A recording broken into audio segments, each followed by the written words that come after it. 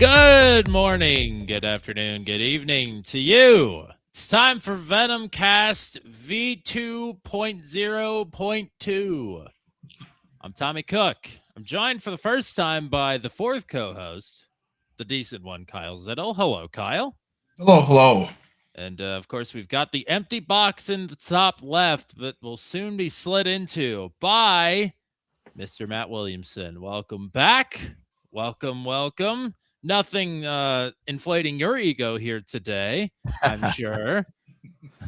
It could be inflated a little more, but yeah, we'll get into it. Yeah, yes, we will. We are fresh off 6 days removed as of the recording of the Rocket Man Memorial, 120 for season number 11. We'll talk about that as well. We've got a good show for you here today. We just had a great chat with Charlie Widner, winner of the Rocket Man Memorial. That'll be on the back half of the episode. So we'll catch up on all things Venom Truck series and his expectations and reminisce about some of his fun times on Matt and I's YouTube channel on Turn 200. But Kyle, welcome in. You had a fun weekend, I'm assuming that the reason that you missed us was that you were in the casino as we were recording the first VenomCast revival. So did you win big? I'm here, so no. That's a fair point. That's I went to the sports book at the Planet Hollywood. I told them that we were having an exhibition race and I would like to put money on it. And the guy said, yeah, the exit's that way. Okay. See you later. Well, fair enough. So they weren't taking bookings for the actual Rocket Man either, were they? No, they were taking bookings for something called the NCAA tournament. That was weird, and like actual race car racing. Okay. That's so boring. Something called the World Baseball Classic too, which was you could put money on that. I still told them that my money was good and this was actually a real thing, and they weren't hearing it. Matt, did you make any money off the Rocket Man?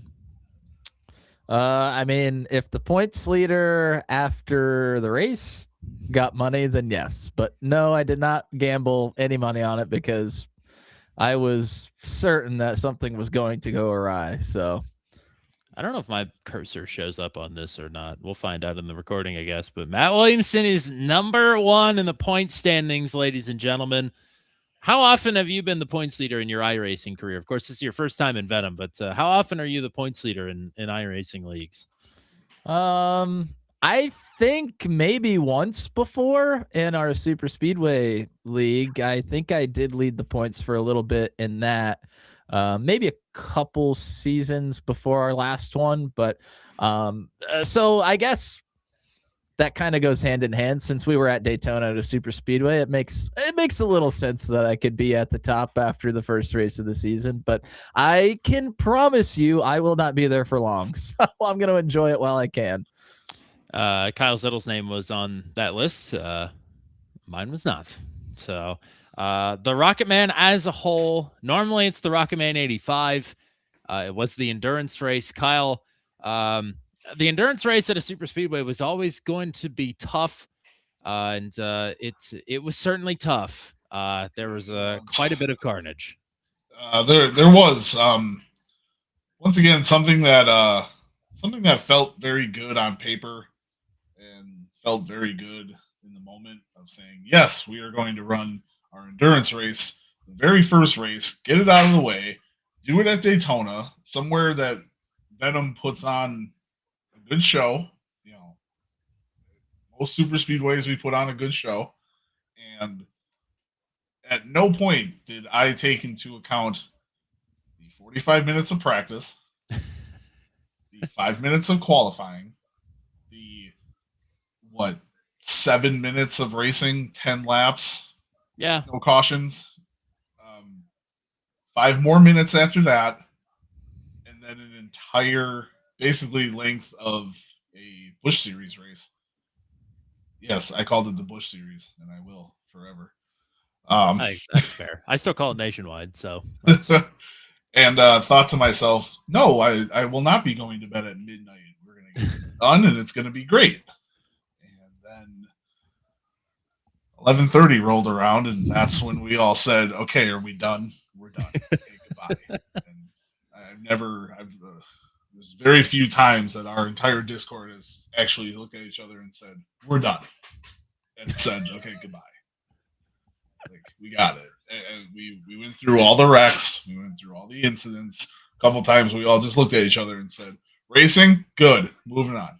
Here we go." But are we going to do it again? No, not at Daytona. Probably not at a super speedway. Will the endurance race return? Yes, it will always be there. Just not like this. It's a tradition unlike any other. And sometimes it really does have to stand out from the rest of the unlike any others as well. Right. Exactly. But it was an interesting race nonetheless. Some interesting players there at the end. 3 rookies in the top 5, including Mr. Matt Williamson, who we alluded to as the points leader already. You finished 5th. You got yourself buku stage points, though. That's why you're on the top of the heap. But you were no match for Highline Racing teammates Charlie Widner and Mike Milfelt Jr. as they go 1-3 in their Venom debuts. They sandwich poor Papa Paul, who will have to finish runner-up once more in the Rocket Man Memorial. Matt, we'll get to the full finishing rundown here in a second, but I mean, what are your thoughts from the outside looking in of the podium, but still a top 5 finish in your first full-time Venom race? Yeah, I mean, I certainly did myself a lot of favors not having to go through the duels. I qualified 2nd, so I was able to skip the duel races, which really, I mean, that's really what set me up for success. I mean, a lot of times, and Charlie will talk about this in our interview with him, that they decided to just hang back, not go for the stage points because of what they thought was going to happen. And we did have quite a few crashes right at the end of a stage. So, I mean, they were correct in that, but I was able to put myself out front and stay ahead of all of the incidents that happened. So I really didn't take any damage all night, which is really what allowed me to be there at the end. Unfortunately, bad decisions in the last, really just the last restart. I thought really all my decisions up to that point were pretty solid and set me up for success. But I went away from what I told myself I was going to do, which is just get to the top all night, and decided to try and stay with teammates and another driver that I'm really comfortable drafting with on the bottom. And that was certainly a poor choice. So, yeah, if I had to do it over again, I certainly would not do that. But I mean, a 5th place finish, 16 stage points. I got to work with Brody Gunter a lot to get him a stage win, and then I got 2nd in that 2nd stage. You know, that's what set me up to lead the points. I would be surprised if I ever get to have that experience again. I was literally up front all night long. So do not expect that to happen anytime soon. Kyle, you were also up front a lot of the night, led a lot of laps. Of course, the Alabama gang is always, I feel like, has a target on them when they go to the super speedways. How did the team live up to the expectations? At the very beginning, it was almost too perfect. Garrett and I pushed Eric to the win in the first duel, so we were all kind of hooked up together. And at the beginning of the race, even Garrett goes, we're all lined up. We'll just go and see what happens. And Eric moves up and leaves the whole bottom for Garrett and I. And I said, well, I'm not leaving. Let's go. And we just pushed to the bottom. And I'm pretty sure it took about 3 laps until Luke and John were on the top and Garrett and I were on the bottom. And it was just like, hey, let's just ride like this for the next 2 hours. This will be great. Everything will work out just fine. And but yeah, I mean, once we started getting out a little further, I know John had some bad luck, and Garrett ended up in the back late and got into a wreck. And then it was kind of just me by myself, and Paul eventually found his way up to the front after starting in the back. And we were trying to hook up together, and then I got turned late. I thought I had way more time than I did, and then I looked at how many laps were left, and just was not very happy. And still ended up getting into the top 10, just pushing my way forward. But yeah, being up front all night, it was nice seeing Matt up there all night. Just always kind of looking up at the top line and seeing the 21 there. It's like, all right, it's pretty cool. Yeah, well, it was good. Nobody asked, but I'm going to tell anyway, because I was trying to get to Matt twice. My normal strategy is to stay in the back or ride the bottom, which was not going to be a thing. The bottom died just like we thought it was going to, which did make it interesting when everybody was trying to crowd the top side. Don't because do that. Then I have to do it every time. But anyway, I tried to push up to the front. I got close to the top 10, got wiped out by Cade Kanan and Jordan Journeau and whatever happened there. That gave me 6 minutes of damage, stayed on the lead lap the whole time, got bailed out big time by a caution because I had lost the draft and was with Parker and somebody else, Brantley Gainey. And we had the field like maybe 5 seconds behind us, and the caution came out. Thank God it did. So that kept me on the lead lap. Got all that damage fixed, pushed back up to the top 10 once again, and then Hayden Palumbo went absolutely hurtling off of somebody's front bumper and up directly into me. I was the last truck not to make it through on the top side, and that gave me 9.5 minutes of damage. And then it didn't matter anyway. I'm glad now because I got 3 pit road penalties and I would have finished last on the lead lap anyway. So I'm kind of glad that I didn't make it through that because that would have been soul crushing, even though that was my own fault anyway. So, but yeah, that was my race. That was quite disappointing, other than the fact that Matt Williamson had a great showing, and really our team had a great showing as well. So I'm pretty happy with how everything turned out. I think honestly the highlight of my Rocket Man, other than Matt's performance, was Pascal Samar joining our chat and using his translator app to meme with the boys. That was a great time. So shout out to Pascal. All right, let's throw it to the full finishing rundown. And in the John K tradition, we'll defer to Matt Williamson here this evening. Yeah, so obviously Charlie Widner taking the big win and had some help with his teammate Mike Milfelt there in third. Mike was caught up in a couple of incidents and just continuously was able to make his way back to the front. So, I mean, it was a pretty unbelievable drive there for the 99. Of course, Paul Ellison he started pretty far back. I don't know exactly where he started, but to make it all the way up. P39. Wow. Yeah, that's a new Venom Truck Series record, by the way. And starting all the way back there, he was the only driver in the field with the 0X. So, I mean, that's impressive stuff. But yeah, plus 37, plus 38, whatever that is. Yeah. That's the new Venom Truck Series record for most positions gained. I mean, we won't mention who has the new record for most positions lost if you didn't read it. And it's not like, I mean, for Paul, it's not like it took him forever to get up there. I mean, I think by like midway through the second stage, he was already up there towards the front. So, yeah, I mean, great stuff from Paul there for sure. A teammate of Tommy and I's, Josh Matichek, got a solid 4th place finish. Then myself came there in 5th. A little disappointing, to be honest, after I felt like I had a pretty dominant night, as dominant as you can be on a super speedway, and to come away with 5th was a little disappointing. But Matt Schlosser, the reigning 2-time series champion, finished 6th. He started off his hopefully going for a 3rd championship, he's hoping, with a pretty good night there in 6th. Corey Rutherford in 7th. Kyle Zittel, the decent one, sitting there in 8th.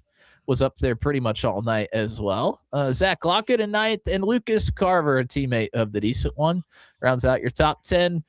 Outside of that, Hayden Palumbo, Brantley Gainey, Parker Donaldson, Austin Holyfield, and Brad Slagle. And then you got Pascal Samard. A lot of Team 199 and Team 200 drivers. I'm a little biased, but have to plug our guys up there in the top 15 or so.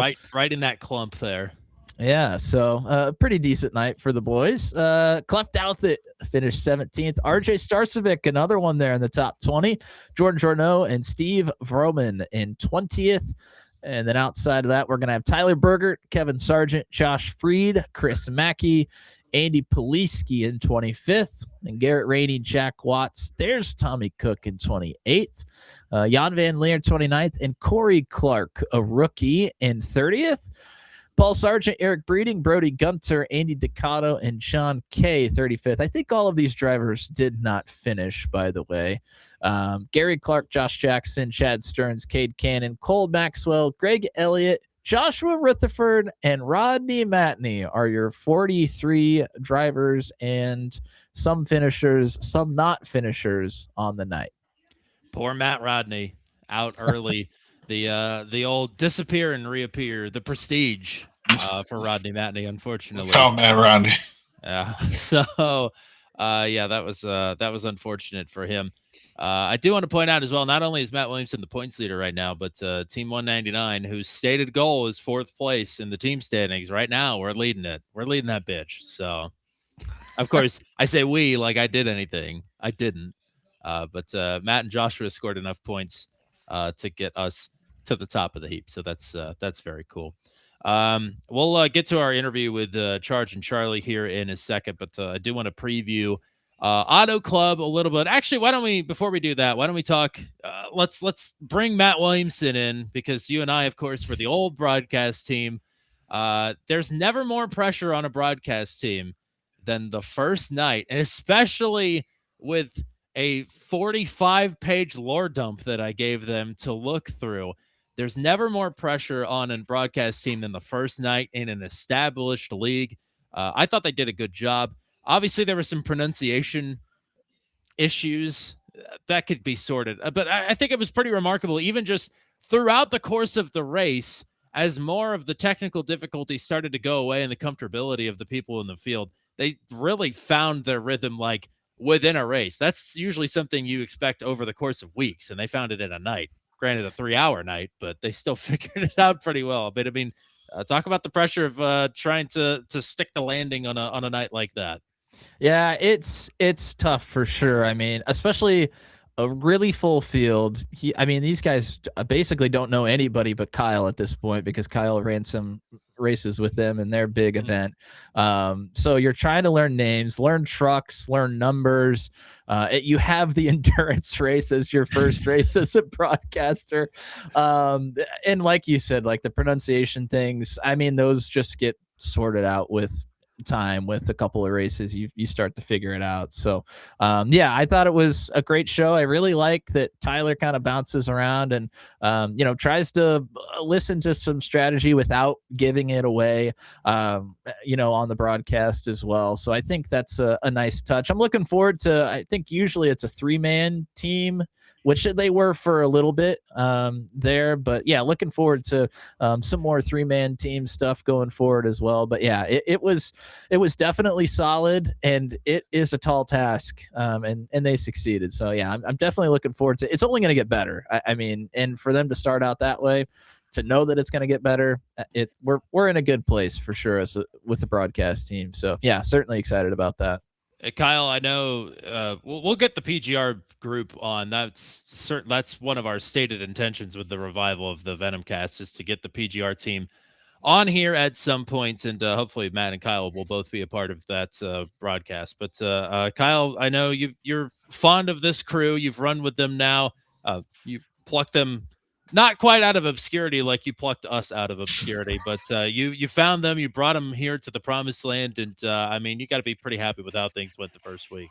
Yeah, I mean, you guys weren't featured on iRacing's own YouTube channel. No. Less than a week within saying, yes, we'll broadcast you. And then, asking, hey, do you guys have sponsor logos you want to run? And I have to type, to someone, no, but we have made up sponsors that are inside jokes, to which I then have to, kind of reiterate, we do race seriously. Like, we do take this very seriously. Mm-hmm. But also Wikipedia tectate real quick and dealdosforfree.com if you would. But that's when that's an initial question in your initial briefing, where you go, is there anything you won't put on camera? And they go, no. Well, why? Anything that's not against iRacing's code, because in their own races, I mean, they had one person, I think, just banned from their own stuff for doing something, and then one person perma banned from iRacing for stuff that shouldn't be on your pit board in iRacing. Yeah. So, without saying way too much, that's really all I know about that. To which I said, well, we have one guy that runs a Kyle Larson Hendrick paint scheme usually, but it's not HendrickCars.com, it's dealdosforfree.com. And he said, "Did you say dildos?" I go, no. Deal dough. Oh, that's fine. Okay. And I went, oh, wait, his new paint scheme is a Denny Hamlin paint scheme. Instead of a giant P for progressive, it is a giant D on the front of it. They had a nice laugh about that, but yeah, it was very impressive for, again, having the first race be 3 hours long, and when you're done and you see that they're done with their interviews and everything, you're the one that runs the show, and you hop in there and you ask, and the first word out of their mouth is, "Oh my God, that took forever." I said, "I'm sorry." I'm very sorry. When we do Auto Club and it's only 85 laps, it's going to feel like it's over way too quickly.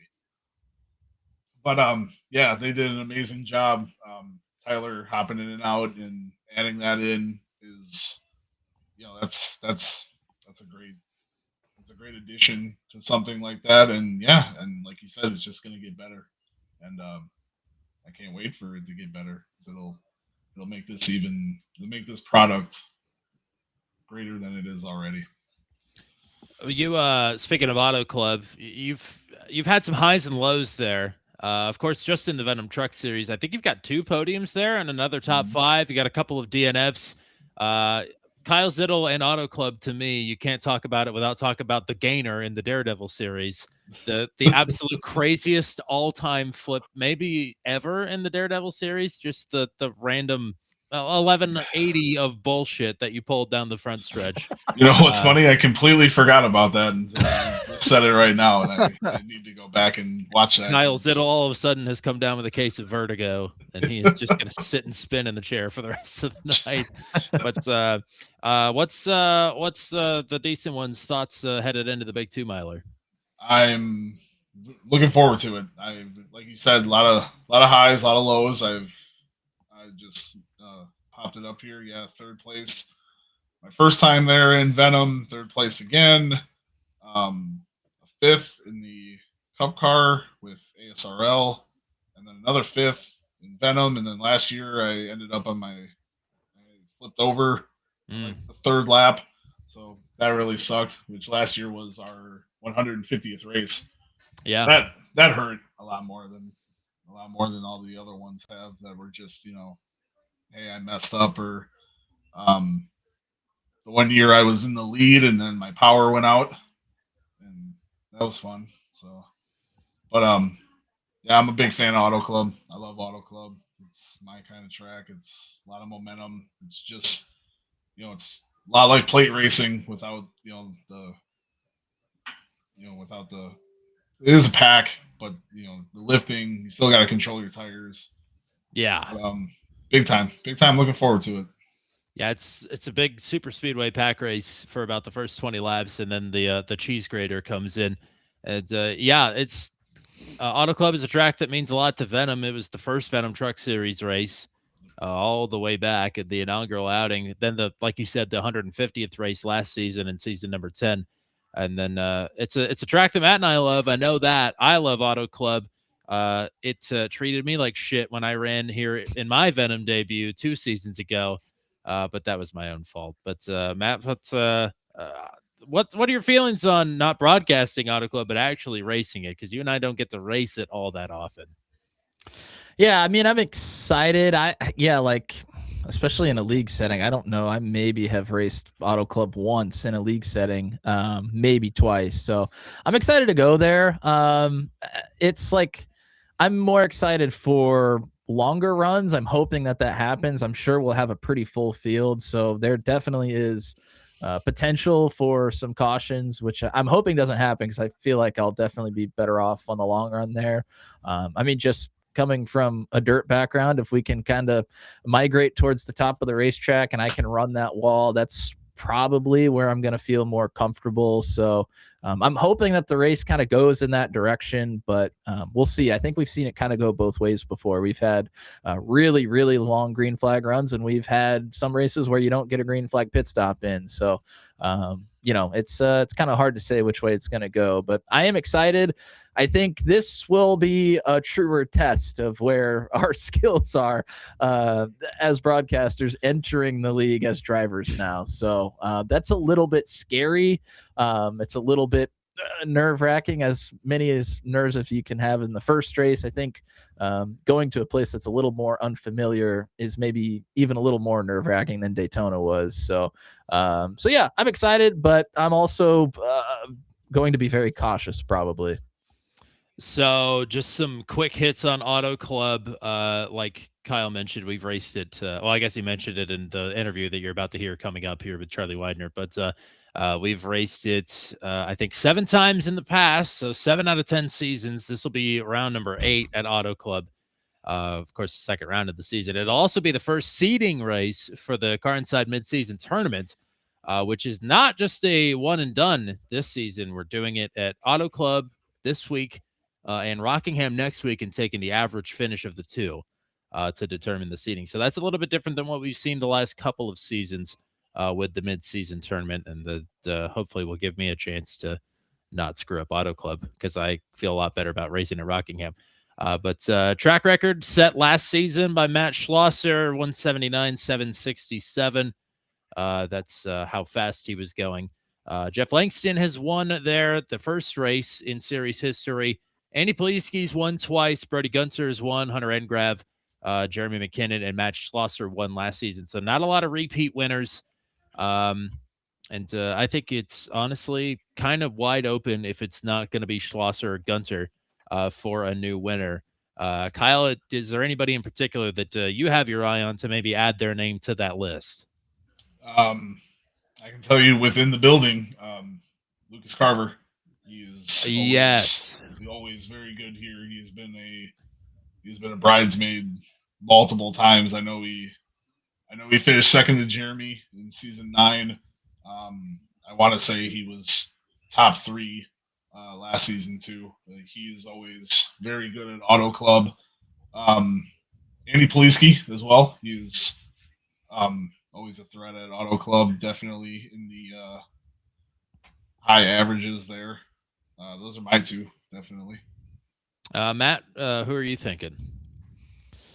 Yeah, I don't know. It's kind of wide open. I feel like Schlosser always does a really good job of like still running a fast pace at the beginning of the run, but somehow being able to save tire for the end of it.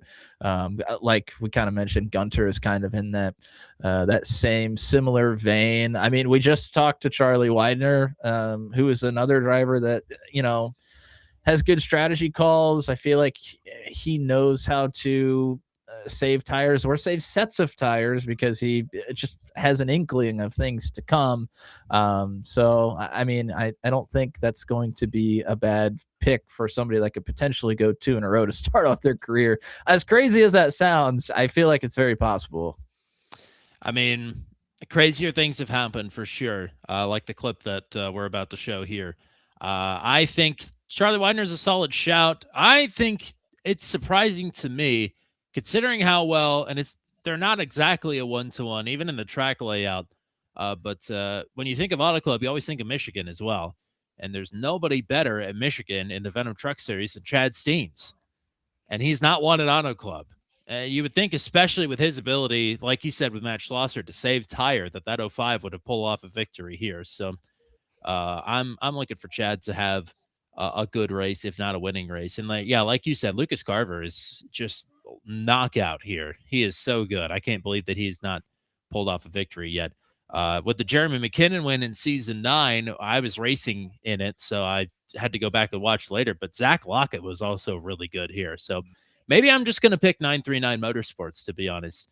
maybe Josh Freed could get up there and mix it up for a win as well. That wouldn't shock me in the least. So, but those are sort of my thoughts on Auto Club. That's the boys' thoughts on Auto Club. We'll see what Charlie Widner has to say about Auto Club here as we reminisce on maybe the quintessential Turn 200 moments for the longtime viewers and first-time callers. You already know what's about to be up here on the screen. We'll roll the tape and bring in our first real guest on VenomCast 2.0. Milfeld going for it down low.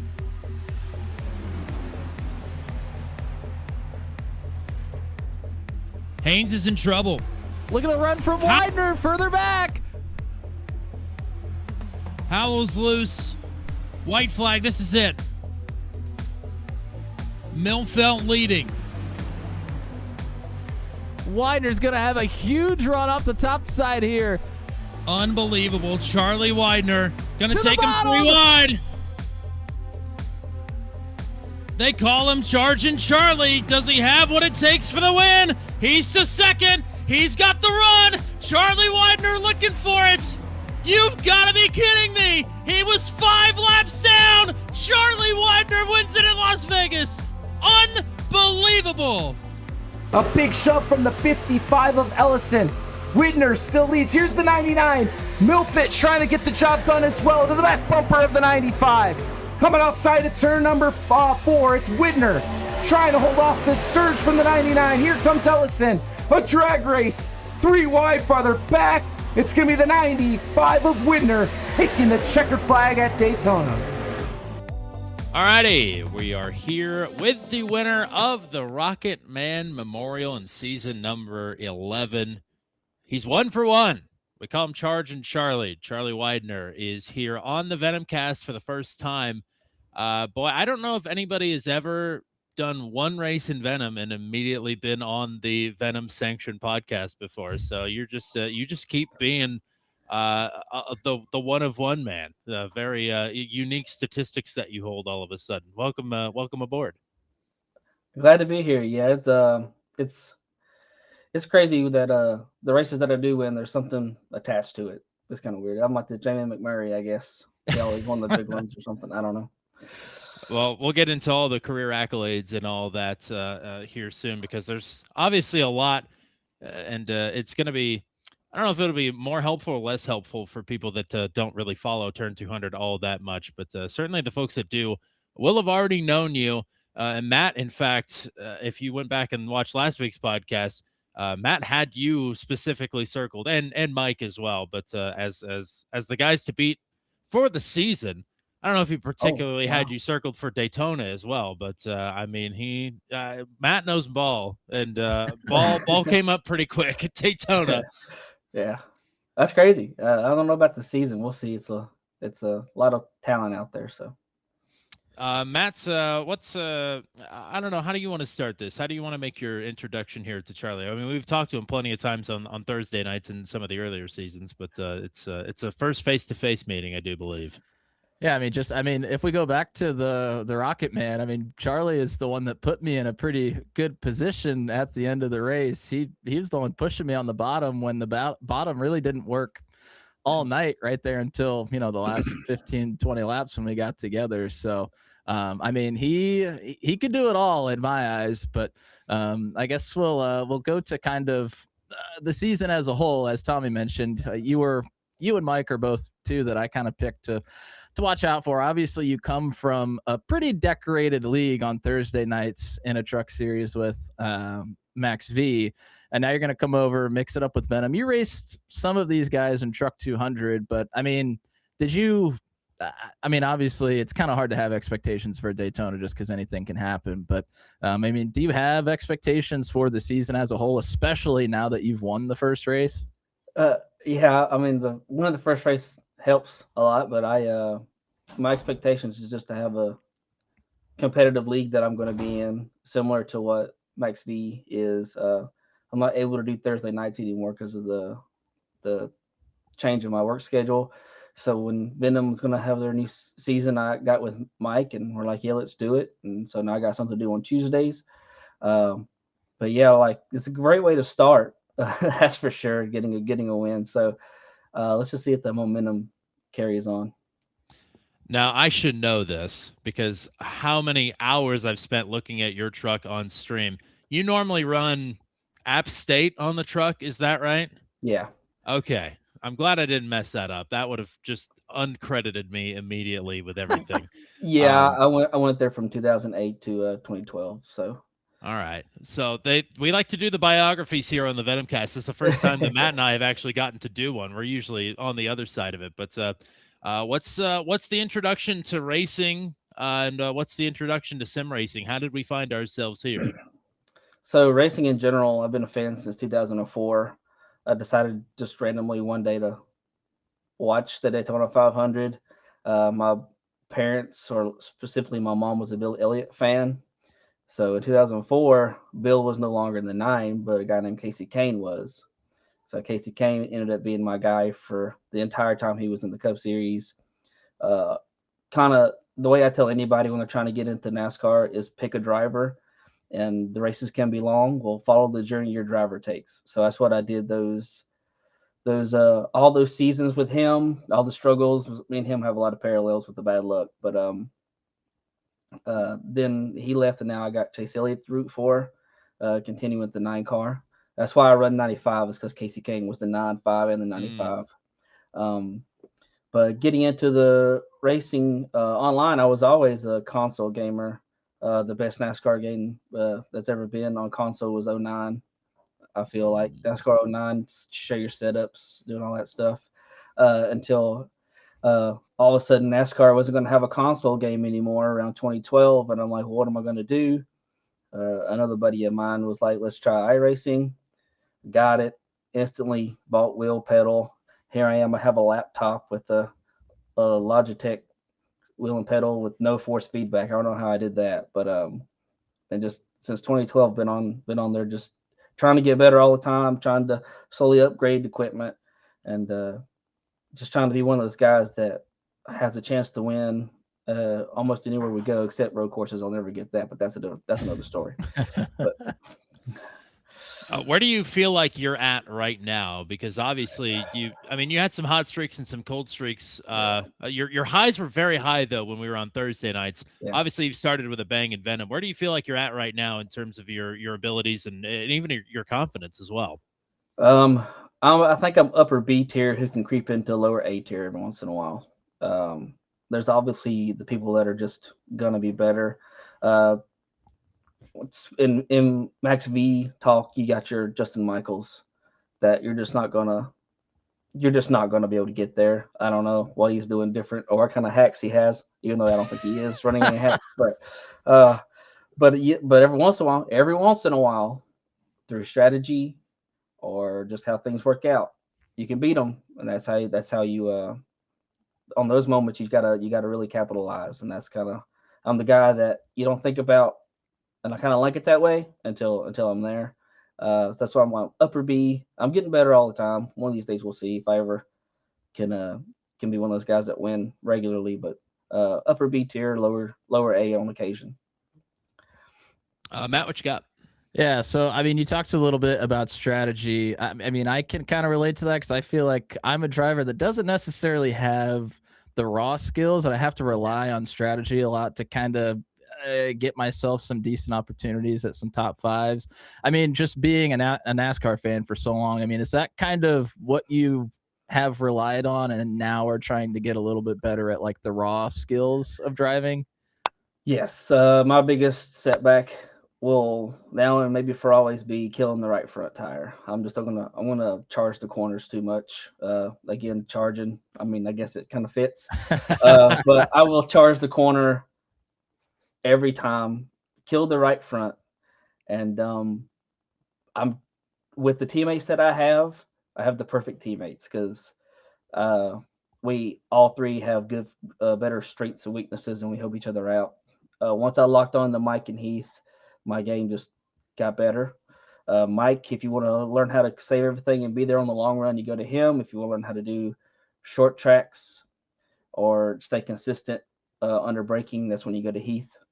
And it's just, and my strength was always getting every position you can on restarts, and super speedways. So I could help them with that. And yeah, just getting yourself a group of guys that will help you get better, and racing against guys. The biggest thing is racing against guys better than you, because how else are you going to get better than seeing what they're doing? And one of these days you're going to see that they're not 4 seconds ahead of you; they're only 2 seconds ahead of you at some of these tracks, and you just get better that way. I can't wait till Mike sees this, because I'm tired of looking at his tailgate. No, it doesn't matter if we're racing for 5th or 25th. I'm always right behind him, and it's starting to get really annoying. So Yeah. I got to find a way to uproot him. But of I was course, looking at your tailgate a lot on Tuesday. oh really? Yeah. Oh, Yeah. Yeah.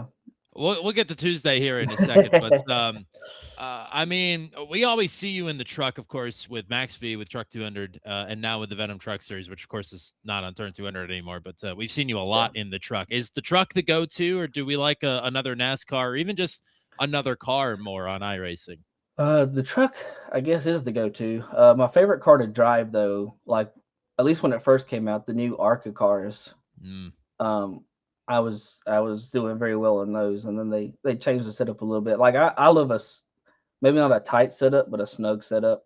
So when you get into something like the truck, where they like to make it loose, center off and stuff, it's hard, because again, I'm going to kill the right front. All I want to do is just get into gas and go on them straightaways, and they make it hard to do that. So another thing that I'm trying to always work on is pedal control. But yeah, I like the trucks.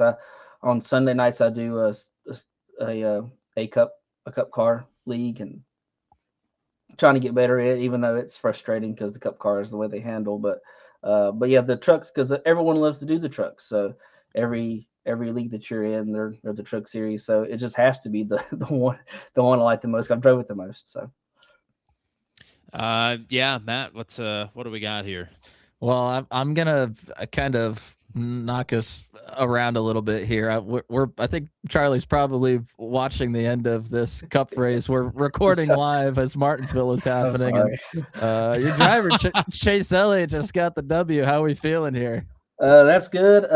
Too bad he could have done that when I was actually at the track last October, but it's good that he did it. Maybe he'll do it at Bristol when I'm there in a couple of weeks. But and it's always good to see that he beat Denny Hamlin. I'm still not over the 24 Hamlin knocking him out of the way to try to win. That happened. I don't know, what was that? Almost 10 years ago now. So probably, yeah. Yeah. So even though the last couple of years I've turned into a Denny Hamlin, not a fan, but I can tolerate him. So, but yeah, so that was great. It feels good. Maybe that's a good omen that I'll can carry on and have some good races here. We'll see. I like it. I want to continue with the real life stuff a little bit. I mean, Tommy and I, we love going to races, and I like going to all kinds of motorsports, like motorcycle racing, dirt track racing, anything that I can really go to involved in motorsports. Like, what tracks have you been to, or is there any other sort of racing that you enjoy either watching or trying to go to in person? Yeah, the tracks I've been to is I'm 40 minutes from North Wilkesboro. So when they reopened it recently, I went there to, I think it was the second day it was open, watched Ryan Newman win the race. And I've been to Charlotte a few times. I was actually, the year that Casey Kane won the All-Star and the 600, I was there. I was in high school then, and I was working in the vendors trying to raise money for funds to go to Florida for something. But my teacher was let me go out and watch the last few laps. So I got to watch him win the All-Star and the 600 the same year. So that was great.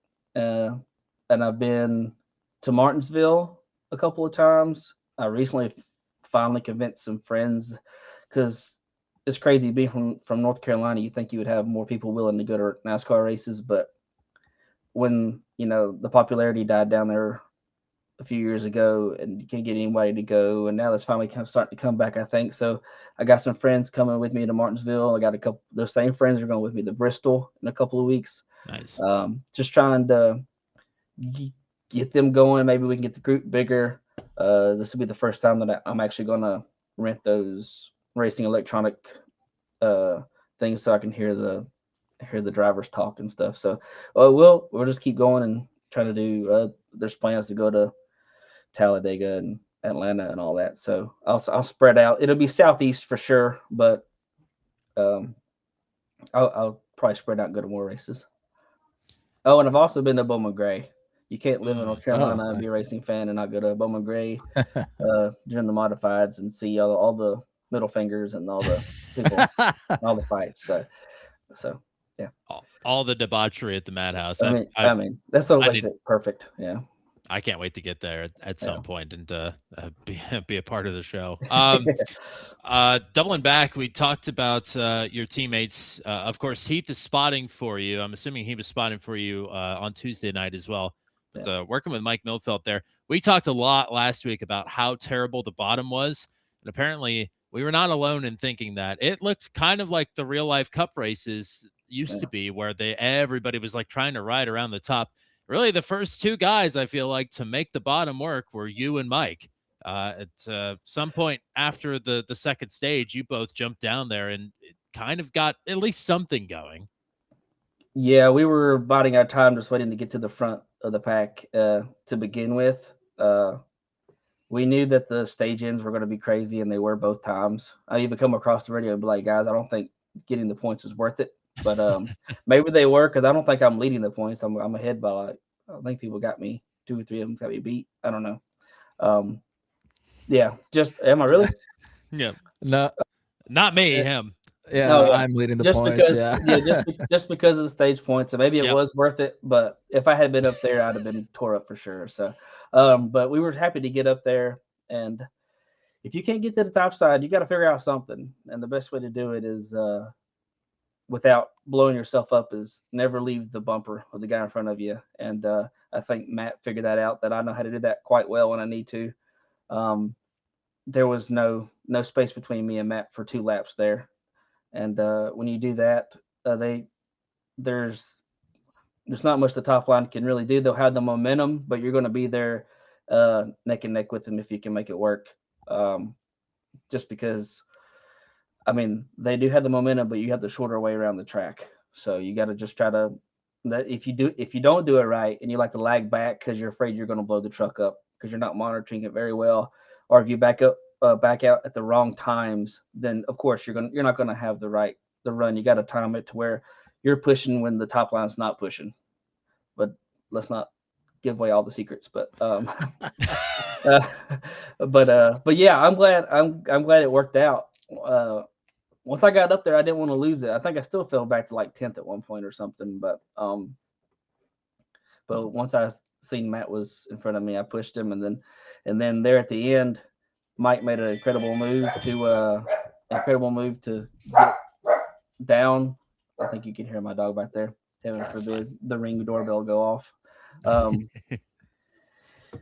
He made an incredible move. As soon as he got clear, he went from 6th to 2nd in 2 laps, and it was pretty good to help me out there. But yeah, I mean, you can't get to the top. You got to make the bottom work, right? Yep, you got to do what you got to do. And what we got to do right now is bring in Kyle Zittel, the decent one. I think, anyway. There we go. Hello. Oh, I know when we were in the process of doing the recruitment races, of course, Kyle Zittel was instrumental in really trying to get old Charging Charlie and Mike Milfelt into the Venom Truck Series. So it's pretty apropos that we get Kyle in to the VenomCast here. What do you got for Charlie? Were you as impressed as we were with his first outing in the Venom Truck Series? Yeah, definitely. I've been impressed with the way Charlie races from watching Max V. I mean, that was pretty much the first time I really seen Charlie was that Vegas race. That our Discord really doesn't talk about other iRacing leagues a whole lot, but all of a sudden it was like, holy shit, did you see he just came from like 6 laps down and won a race. Like that was the ultimate, like, if anybody needs an example of you don't give up on a race, that was it right there. Mm-hmm. Yeah, it was. Mike was up there almost the whole race too, and then seeing Charlie come up front wasn't really much of a surprise either. So that was cool. I guess let's just pull the trigger on that one because that's definitely there. I mean, you've had some moments on our channel for sure with Max V, but I mean, that is like one of the channel moments. Period. Max V or not, that is a top 3 turn 200 all time moment.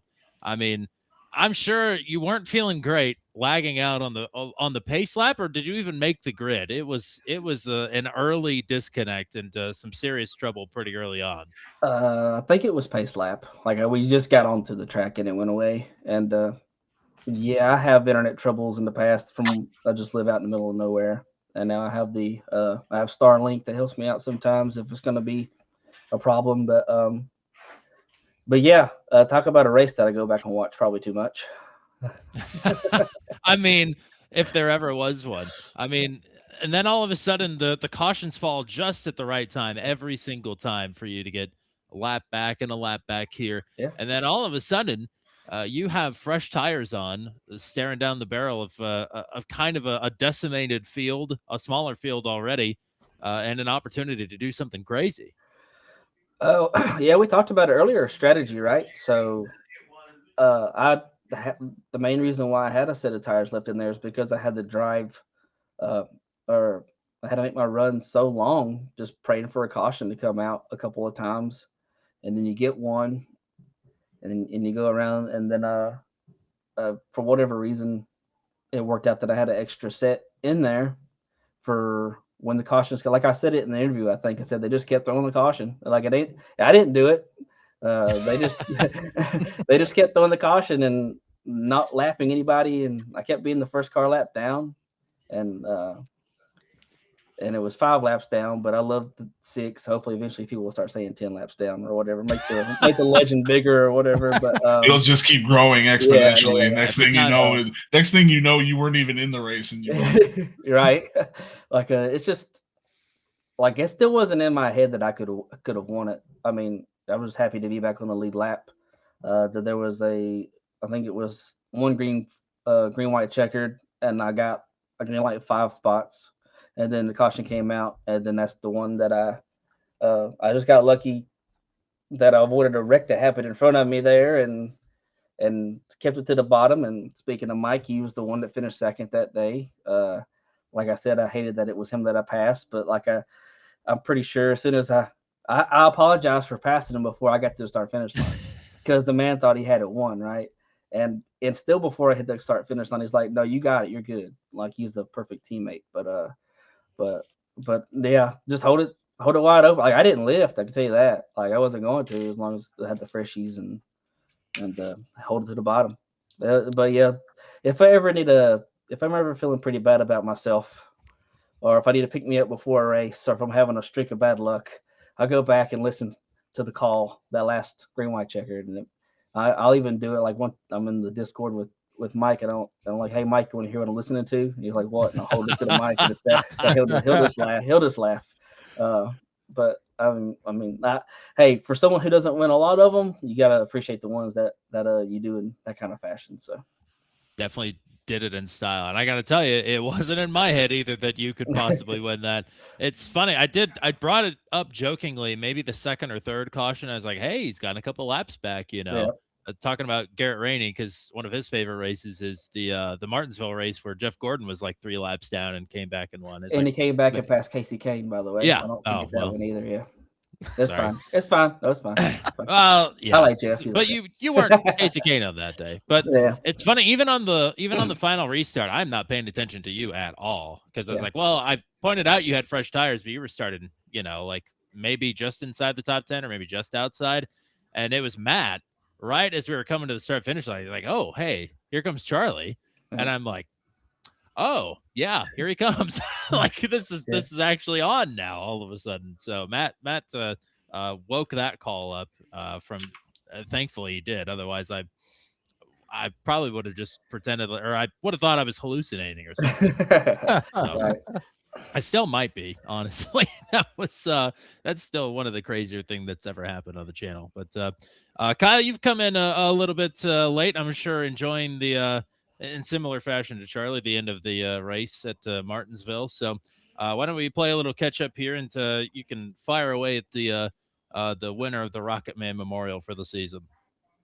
Yeah, I mean, how was your just overall? I mean, the first experience racing with a bunch of guys that you've seen before, but a bunch of guys you haven't. I know that's always a different experience. How was yours? It was great. It was a big field. I like the. Some people don't like a full field of racing, but I do. It's just another challenge, um, especially on a track that you have room to do so. Uh, and yeah, I definitely noticed some names, and then when like for several laps I was either behind Matt or Tommy, or it's because I couldn't always get to we was working with Jack Watts too, as kind of as a satellite team member there, but they couldn't get to them all the time, so I had to just pick someone to stay behind the push. So I just pick a name you recognize and go with it. But it was great. Crazy after the stages, like I thought it would be, which is why we had no problem lagging back. And it worked out because we were in one piece for the end there. Because it got crazy. I had to go through the grass way too many times, but those are very competitive guys, and you're going to have those moments at Daytona. One slip up, and then it's not like everybody can avoid it. Everyone's right there within like a second of each other. So I'm just looking forward to the next races and see how everybody races on different kind of tracks and see how I stack up. I'm just trying to stay consistent. Maybe top 10s if I can, top 5s if I'm lucky. So Sure, yeah. I mean, Auto Club coming up. It's a track that is. I mean, we've been there. It's got to be over at least 6-7 times that we've been there. So that'll be. Thank you. So that'll be a good race for everybody. And Rockingham coming up first, shorter track, getting everybody all together. So yeah, it'll be a lot of fun. Then this will be our first race of getting your first finish for an average for the little tournament we put together. So that'll be cool too. Okay. Yeah, what are some of the things you're looking forward to this season? Whether you're running full time or part time, are there any races in particular you have circled as ones you think you can win, or ones you just are looking forward to racing? Well, next week's gonna be nice. I love Auto Club. I mentioned it before. I love bigger tracks, super speedway kind of things. I like tracks with momentum.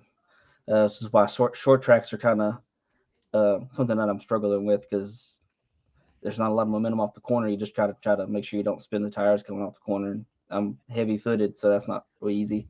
But I like tracks with momentum. Get to the high side if you have to get a good run back down the back stretch, and I like bigger tracks. That if you do screw up a little bit, the draft can help you catch back up, which Auto Club's really good at that. So any of those bigger tracks is just going to be. I don't really have one like specifically circled. I try not to get too excited about that, and then have a bad race, and then you're just mad. So just any of your bigger ones, I'm looking forward to. But maybe I can have some luck on some of these short tracks. Maybe I can get me a win or something on a short track. We'll see. I mean, I always go back to Iowa. That one year you were holding off Ashton Crowder on a lot older tires. Yeah. I mean, that was great. So, I mean, you could take it at these short tracks as well. Talk about another race I watched probably too much. Yeah. But for a different effect, I'm like, God, just so close. Like if I could cut the tires under it for one more corner, but yeah, you watched the Las Vegas one to prop up your ego, and then you watch the other one to bring yourself back down to earth. You're right. It's good balance. Matt's one more, and then I'm desperately scouring for John K's old notes on his stock questions that he used to run in the last VenomCast run. To hopefully, I remember a couple of them, so we'll see how far we get. But Matt, what you got? Okay. Yeah. I don't know if we've talked about it enough. We haven't really talked about the finish of your win at Daytona and the Rocket Man. Great point. I mean, I think we had 2 or 3 restarts that you and I were starting either side by side, or you may have started behind me for one of them. I don't remember exactly, but I mean, coming, especially on the last restart, I think Mike finally got right behind you. I think he was a little bit further back. He had been involved in an incident maybe in one of the earlier restarts. But I mean, coming to the last restart specifically, I mean, what kind of thoughts are you having? Are you trying to gauge like what the person below you is going to do? Or you and Mike just like, let's just stick together, whatever happens, happens sort of thing? So yeah, so the next to last restart, we started side by side on the last two, and the next to last, you got a good enough jump. You got up in front of me, so I went ahead and just pushed you. I mean, to get the momentum when we had a good stint earlier with me pushing you, so it wasn't going to be like it was a good strategy for me to go ahead and push you and try to get us out there. But then we had another caution, and then I think Mike actually on the last restart was sixth, so he got and within a lap and a half he was able to get all the way up to get to the front of the bottom lane there. But the last restart, I didn't want to let you up in front of me. Sorry. So I was lucky enough. I got a good restart to where I stayed on your right rear, and we all know how the side draft can affect these trucks. And I was able to stay with you until I finally got help from behind me. Got help from behind, stayed side by side, and the outside had momentum. And then Mike was able to get up there and get down in front of you, and or whoever it was at the point on the bottom. I can't remember now. And so when you look when you're on the last lap and you look up and it's your teammate back there, that really helps. So when Mike had the momentum, I went down there, got the push from him. Then I saw the outside line coming back, so I went up the block and did good enough to where it wasn't a late block that caused any kind of issues. Got the bump from them, and then I went back down to the bottom I was trying to help Mike get to second. And it just worked out. I was able to do the controlling. Like that's what you want to do when you're at the last couple of laps of a super speedway, is even if you don't start first, at least see if you can control the bottom lane to make sure you're the control on the last lap, and it worked out almost perfectly. There's a lot of luck involved in that too. It's not like I'm sitting here saying I did everything right, but there's a lot of luck on a super speedway. But yeah, just like you got to be up there at the front to have those kind of opportunities, and then so it worked out. You got a typewriter? Or?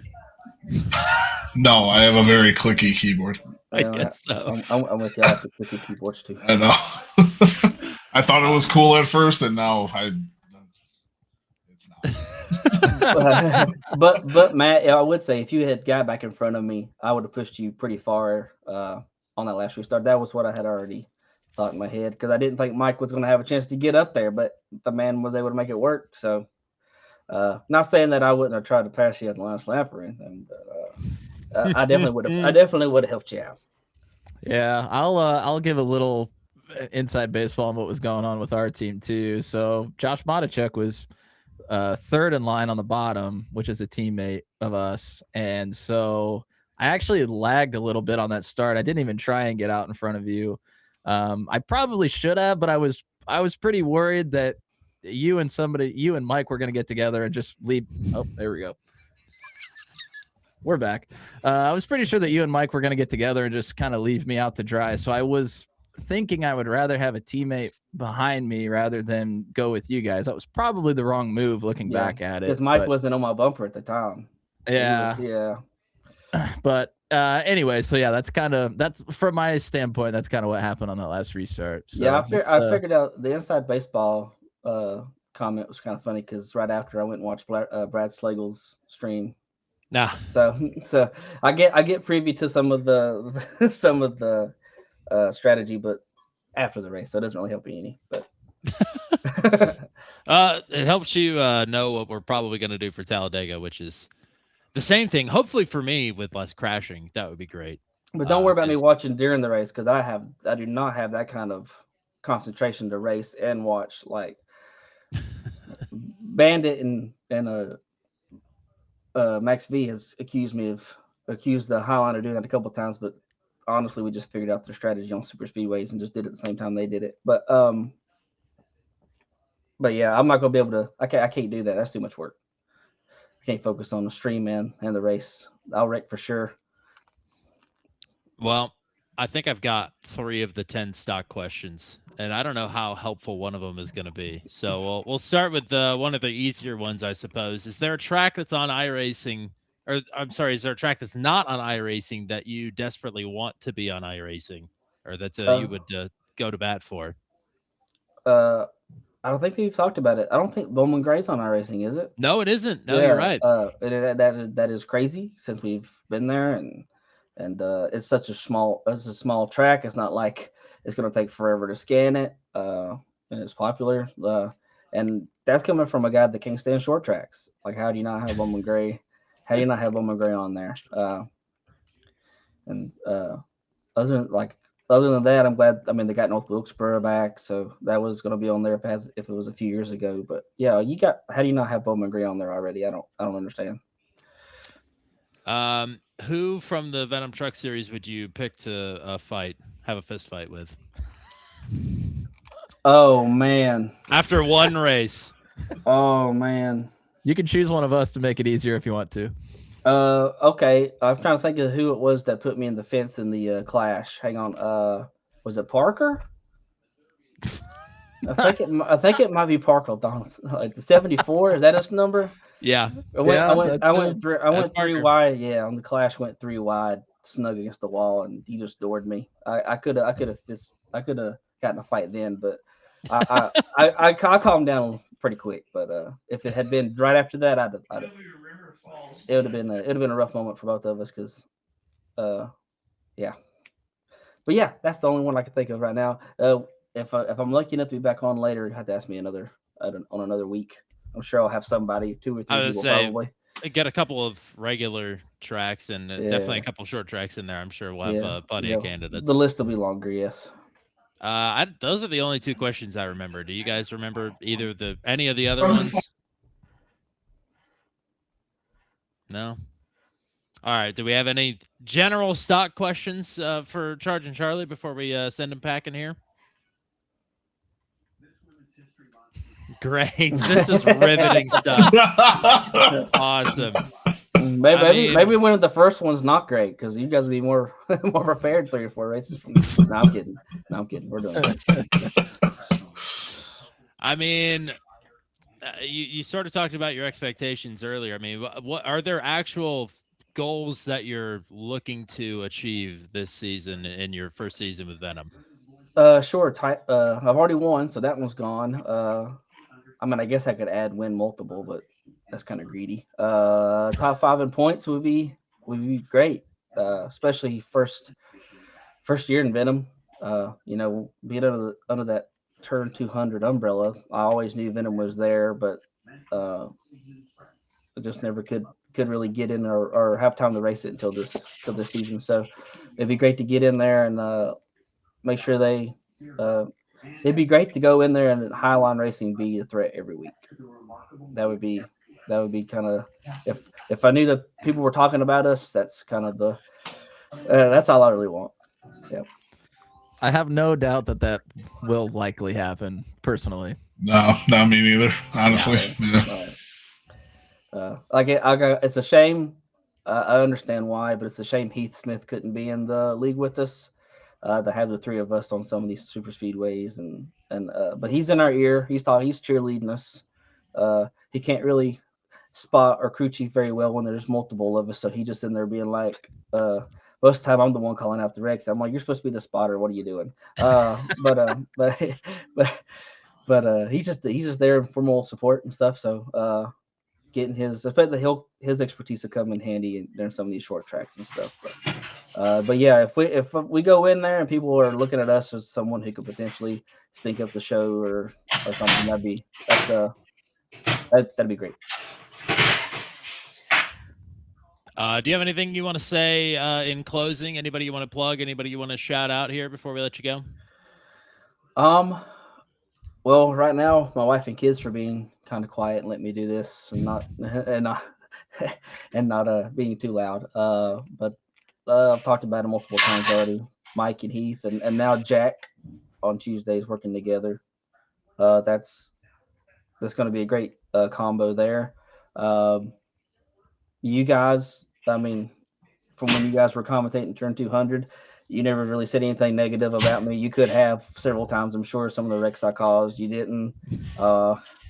And you always and my wins, I guess, because I win in the way I do somehow. I don't know why that's the way I have to win. I have to win.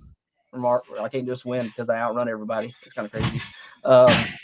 The good things you say, even allowing me to be on this is great. And then obviously everyone that's in charge of Venom, Kyle and everybody, let me in. Let me in to have a place to run on Tuesday nights, and I'm looking forward to this week. So. Well, we're looking forward to many more wins down the road. 1 for 1. Let's see if we can keep batting 1,000 when we get to Auto Club. That'll be interesting to say the least. We'll see. Well, thanks for being on. Good luck, and I know you're getting ready to do a league race like right now. So good. Fine. I don't practice anyway. That's when you beat me this Tuesday. I'm gonna think about that, and it's gonna make me really sad. So, thanks for the time, and thank you for your time watching as well. Thanks for joining us on the VenomCast. Be sure to subscribe if you have not already, and be sure to go hit up PGR Esports and watch their live coverage of the Venom Truck Series for the rest of the season. It'll be live as it always is around 8:15 p.m. Eastern time. On PGR Esports. So that's all we got for you here on the VenomCast. Thanks to Matt Williamson. Thanks to Kyle Zittel. And thanks to our guest, Mr. Charger Charlie Widner. Until we meet again, I'm Tommy Cook. We'll see you next time.